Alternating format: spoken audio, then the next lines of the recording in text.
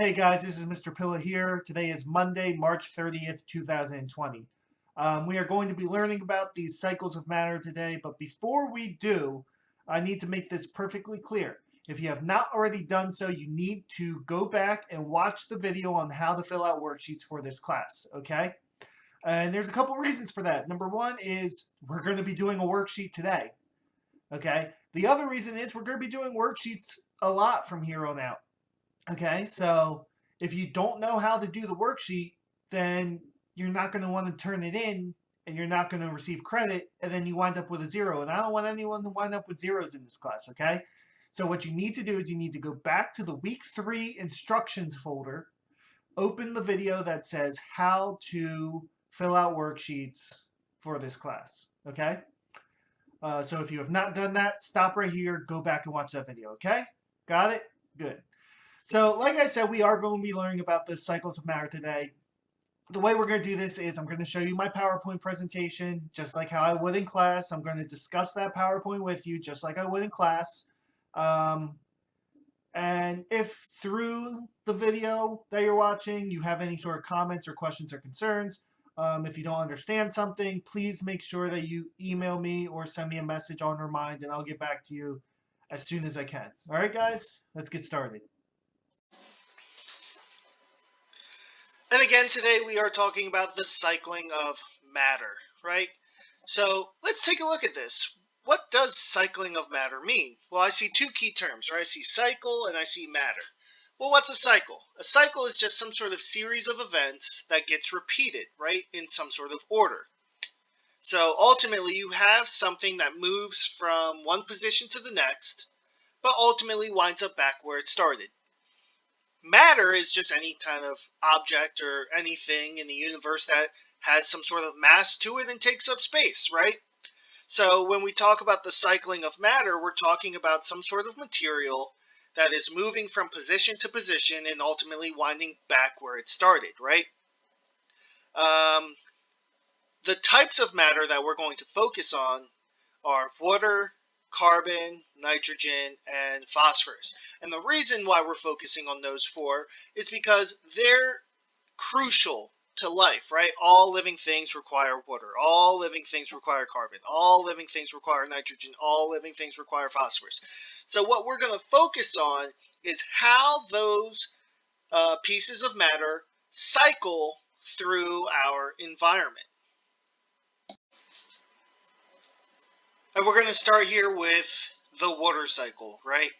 Now, I'm sure you guys in other science classes that you had in like elementary school or middle school or your freshman science, you've learned about the water cycle, so it's not going to be a real surprise to you what we're learning.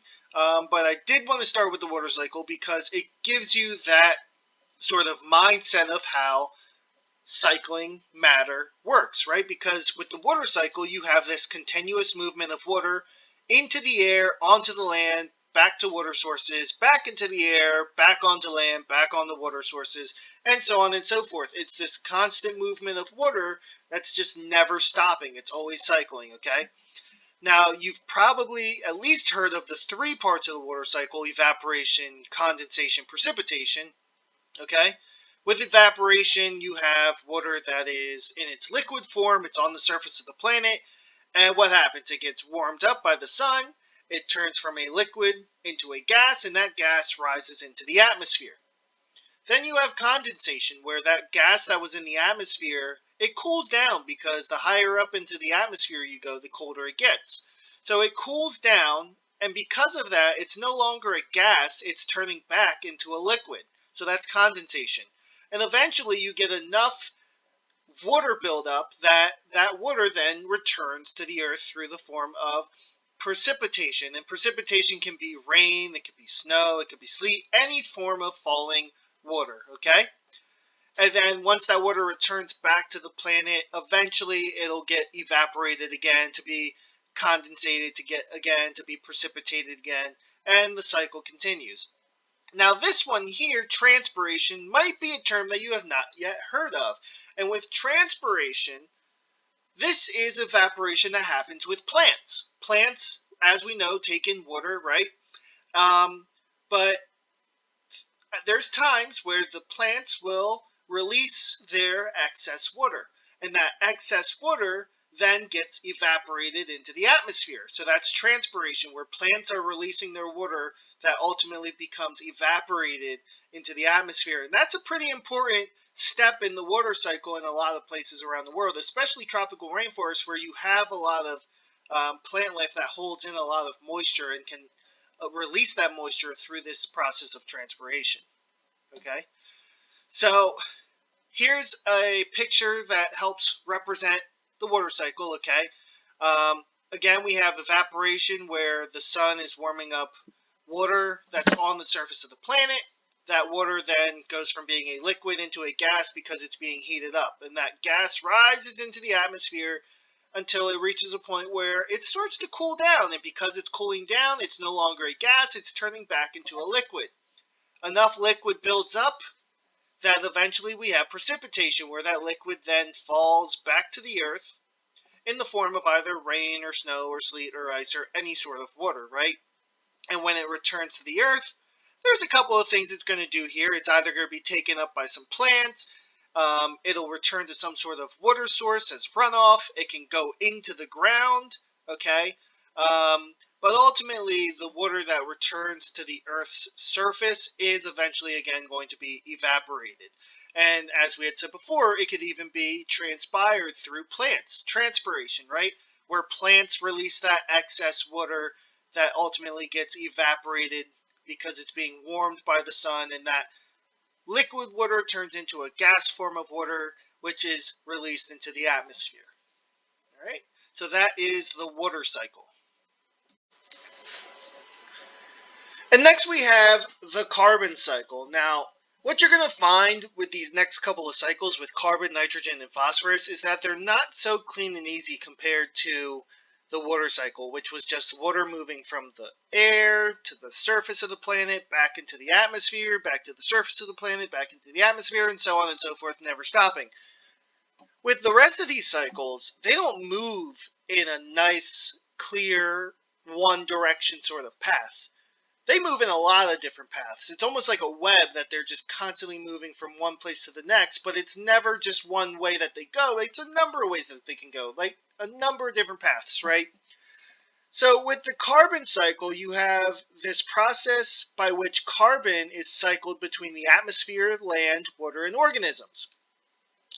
Now, it's not like it goes in that exact order. It doesn't have to go from atmosphere to land to water to organisms back to the atmosphere and so on. It could be from the atmosphere to the water. It could be from the organisms to the land. It could be from the water to the organisms and so on and so forth. So there's a number of different paths that this carbon can take.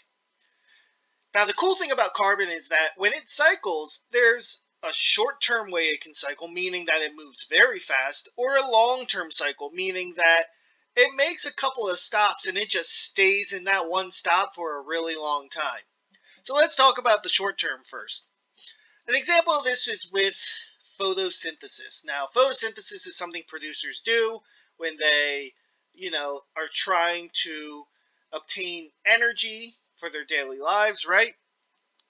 One of those key ingredients in photosynthesis is carbon dioxide. Hey, you know what? Carbon dioxide, that's carbon found in the atmosphere, okay? Now, when the producers do photosynthesis, they take that carbon dioxide in and they transform it into something called glucose. So now we've gone from the carbon being in the atmosphere, right, in the form of carbon dioxide, into the organism where it's found as glucose, okay, and that's glucose is a carbon containing molecule. We now have carbon within our organism. Well, when consumers go and eat those producers, right, they're absorbing the carbon that that plant just took in, okay? So now you have consumers that have that carbon.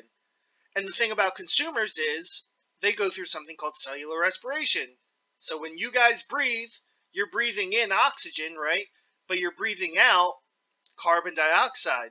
So that carbon that the consumer just took in when they ate the plant, okay, that carbon then gets transformed into carbon dioxide in the consumer, and they breathe it out, thus returning it to the atmosphere. So you have this cycle between the atmosphere and organisms, okay?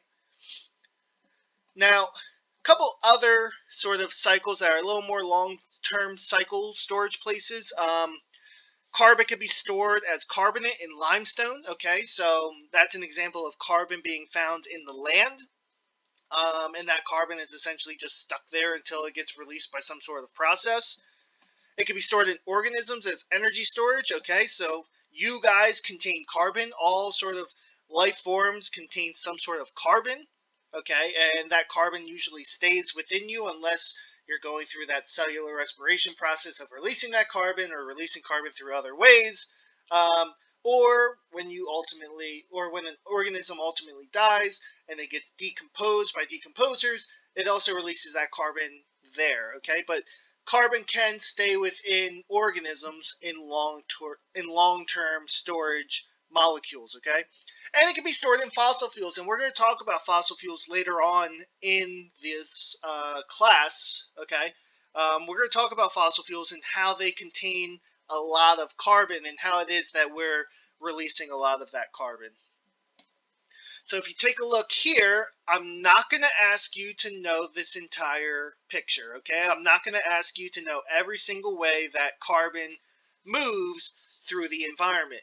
But what I do want you to know is how it is, or just have an idea on how it's able to move, okay? I'm not going to ask you, every single thing on this picture, but I just want you to realize that there's a number of different ways that carbon is able to move through an environment, okay?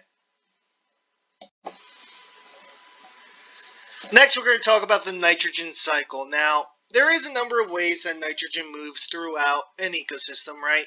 But none are more important than nitrogen fixation. Here's the thing. All organisms need nitrogen to build proteins, right? So all organisms require nitrogen.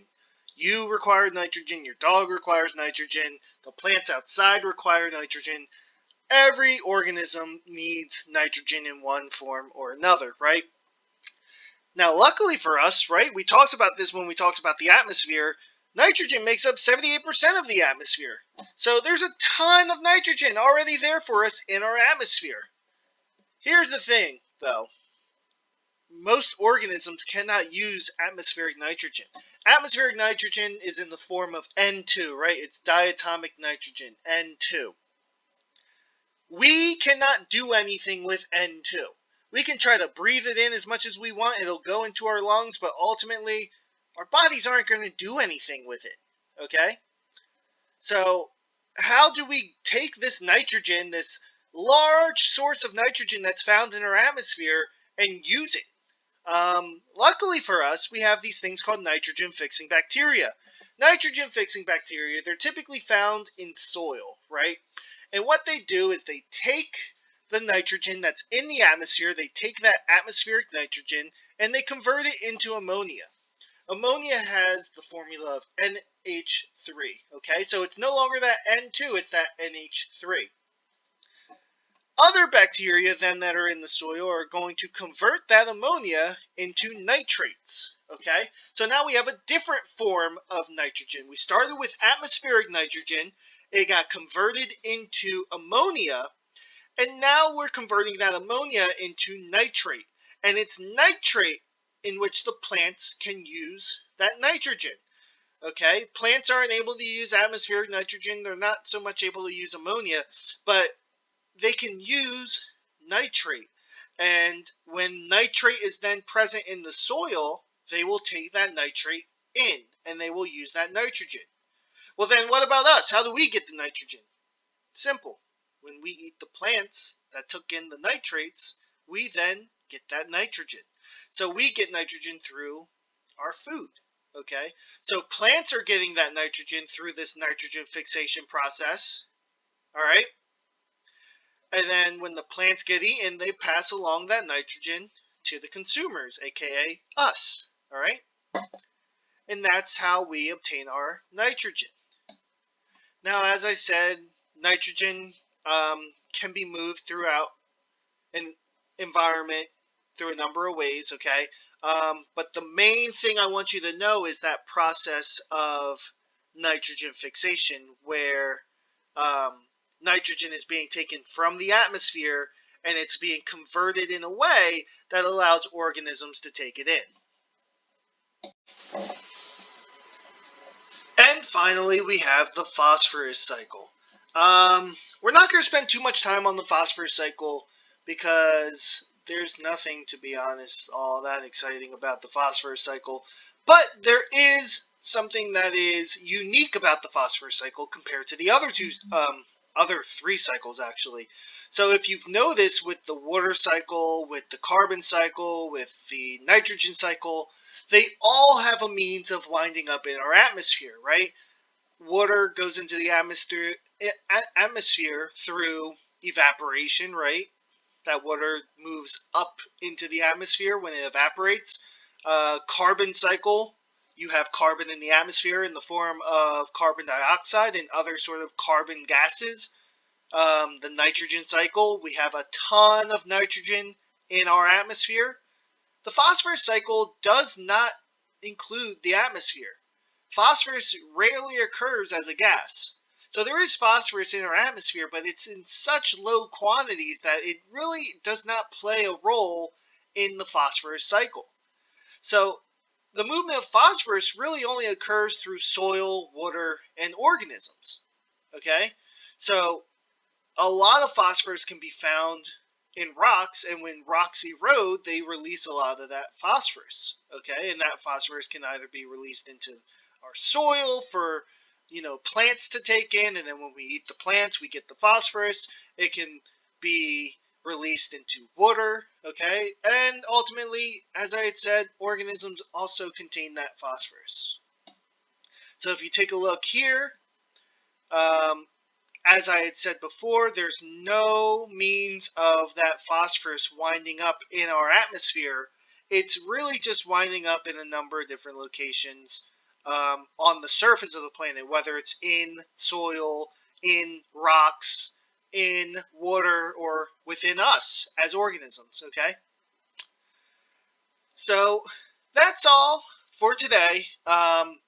Right now, if you have any questions about any of this stuff that we just went over, like you're really confused about something, you need to message me on Remind or at my email, okay? If you're good with this stuff and you understood it, what I want you guys to do now is go and work on the worksheet labeled Cycle of Matter worksheet. All right? Talk to you guys soon. Bye.